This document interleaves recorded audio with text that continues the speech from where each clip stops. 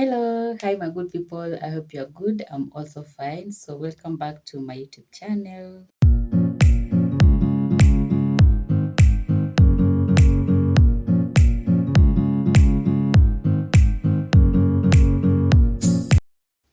So, I hope you are good. So, today we are going to do a part 3 of importance of self care. So, we did what is self care and different areas where we can take care of ourselves. So, now we are going to look at the importance of self care. So, number one, importance, it improves resilience. So, this means it improves our capacity to bounce back from the challenges. So, resilience basically means bouncing back from the challenges. So, it means if you have gone through a very rough moment, you are able to come out of this victorious. So, now this happens under the spiritual self care and also the physical self-care, because if you can take care of your physical, it means anytime you feel like, oh, I'm adding weight or something is not right or I've changed my diet, you are able to go back and to do things right, because now you have a testimony of this one works. And also under spiritual self-care that we discussed in part 2 of this video, it helps us to know that if I've gone through all this challenge and I've come out victorious, it means even in this, I will come out victorious by God's grace. So this will help us, because most times I always tell people I love pain at some extent, because pain will make us to know the importance of peace. I post something on my Facebook account about experience lack, so that you appreciate plenty experience sickness, so that you appreciate and you value good health. Experience rejection, so that you can value quality friendship. And we also talked about social self-care. So if you experience the things when you experience in life, now you can value them. If you have experienced a toxic relationship and you meet this lady or this guy who is different, who is very supportive, who is there for you, you will really appreciate that, because you have gone through something and you have built that resilience. And now you know that out here things are not as we ought to think, but there are people who they're good and there are people who they're very, very supportive. And this happens when now you are able to go for counseling and to unlearn what you've gone through in your previous life's experience, and learn so that you work on your triggers, so that again you don't bring your traumas to this good person, because sometimes we miss our blessings because we always have that negative thought about everyone. We always feel like all men are dogs, all women are good diggers. And even when your time of your visitation comes, I talked about visitation, appointed time, and the time of favor in the, I think, part 1 or part 2. So if you have not watched the video, you can do so, so that you can now relate. So number one is it improves our resilience and we are able to overcome. The reason why I also said in the previous videos that the reason why people commit suicide is not because of the problem, but because they see the mountain and they have not shared what they are going through with someone who they can trust. So that is number one, importance of self-care. So if you want to build your resilience, of course, you need to take care of yourself. You need to have that emotional stability, and you need to know how to have positive coping mechanisms so that you build that resilience. You need to always trust in the higher power. Whatever you believe in, personally, I believe in God. So you pray and you know that if this happened and God came through for me, even in this situation, God will still come through for me, and you will see God's faithfulness. So that will help you even to build your faith if you're a believer. and to know that God is able, and I've gone through hell, but God delivered me. Yes. Number two, it will help us to reduce anxiety and depression, because the reason why we are always anxious is because we are not settled mentally. Is because we have not settled emotionally. So we are just anxious. We don't know what is going to happen. We are panicking. We are sweating, and even if you do all these things, there's nothing you can change. So all you need to be or to do is to be still and know that I am God. That's the scripture that I love. Being still means like it is not wasting time. It is just having that moment of, what? That moment of just releasing the pressure. Some of them call it yoga, meditation. Yeah, just the quiet time. And when you reach that point, I'm telling you, you will see miracles. There's a book I read. This book talks about okay, this book was trying to explain why when you force things, they don't work and they work against you, because you are radiating lack, that you are not complete. I need this thing. If I don't have it, I need money. If I don't have money, I need a wife, I need a husband. So if you are in that constant moment of chasing and chasing, you build this thing will now work against you. So it will build resistance. Yes. So that book changed everything about me. Me nowadays, niko to freestyle. I pray, I work on my self-care, what I've discussed with you guys in the previous videos. Yeah. And at the end of the day, kuna mahali nafika, I'm like, God, take this stage and have your way. For me, I take a back seat and say, God, you're the one who created me. And the Bible says that everything works together for good, for those who love the Lord and for those who are called according to his purpose. So God, I know and I believe and I can test that I love you.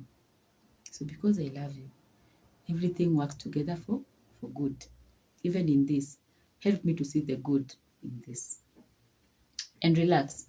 So number two, importance of self-care is just reduce our anxiety and depression, because you have taken your spiritual self-care. Now you are letting it to God. And then number three, improve happiness. Yes, once you have relaxed, whatever happens, let God be true and everyone else a liar.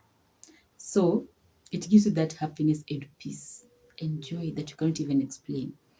When you are anxious, when you are depressed, when you are panicking, you will end up ruining everything. And that is why I always say there's some professions that you cannot afford to panic, you cannot afford to be anxious. More so in the medical field. You'll operate the wrong person. You will give the wrong drug. You will write like a different referral letter for a different patient. You will mess everything actually. So you just need to be still. And this happiness comes in that stillness. If you have already handed all your burdens unto Jesus, unto God, then you take a back seat and peace comes. And somehow, if it took vile vile, things will just unfold for your own good. So if you know that you are sad, you are always bitter, you are constantly like judging everyone, just ask yourself, am I taking care of my mental state? Am I taking care of my emotional state? Am I taking care of my spiritual state? So this happiness comes after you have realized, you know what? There's nothing I can do. I cannot do much. This is where I'm limited. Sometimes you find that even in relationships, when you constantly fight for that relationship and you're fighting and you're fighting and you're fighting, you will not have time even to pause and think logically. So when you take that time to be still, when you take that time to meditate, it will help you even to see yourself where you are not doing right. It will help you even to see your own mistakes. But if you are constantly fighting and fighting and fighting and justifying and want to be heard, and you know it is either your way or the highway, and you don't give other people opportunity to talk, you don't want to be told, you don't want to be seated down, you don't want to discuss, by the time you are realizing all this, you have lost a lot of things. So this happiness comes because now you are not anxious and you're not depressed, and because now you have built that resilience and you can now bounce back. Another importance of self-care is it's reduce burnout. If you feel like this is too much on me, take a rest. But they may, okay, I don't know how it works, but people have different ways to cope. Me, when I've faced a very serious or difficult situation, or maybe I've handled a case where I feel like, oh, this one has really drained me, all I do is I just tell my friend, you know what, me, I'm going home and I'm going to sleep. And I'll sleep for like 2 hours. When I wake up from that sleep, I'm sober. And at that moment that I'm feeling a lot of burnout and I'm feeling like everything is on my shoulder, I don't make any decision. More so, I don't even do any transaction because I know I'm going to mess. So I don't, even when someone asks me something like, Oyamo, what do you think about this? I'll just tell them, give me 2 hours, I'll give you that feedback. Why? Because I'm not mentally okay. I'm not emotionally okay. I'm experiencing burnout. So what I need is to go and take a good rest. And for me, my rest is a good sleep. So when I go home, I'm like, I want to sleep. I just switch off my phone and just sleep for 2, 3 hours. After that, I'll wake up and now I'll just function well. So make sure that you know how to cope with burnout. And as you cope with that burnout, it means you are taking care of yourself. Knowing how to cope with burnout and self care in all those 5 areas that we discussed will help you even to reduce burnout. Even taking a walk, there are those people who take a walk, they just take a nature walk. Yeah, it's part of self care. There are times, even me, I'm like, when I'm going home, I'll take a longest route because this longest route is a place where there are trees. It's just a good nature, and I feel good. There are those who want to do grounding. You just remove your shoes, walk on grass with barefoot. Yeah, it's relieving.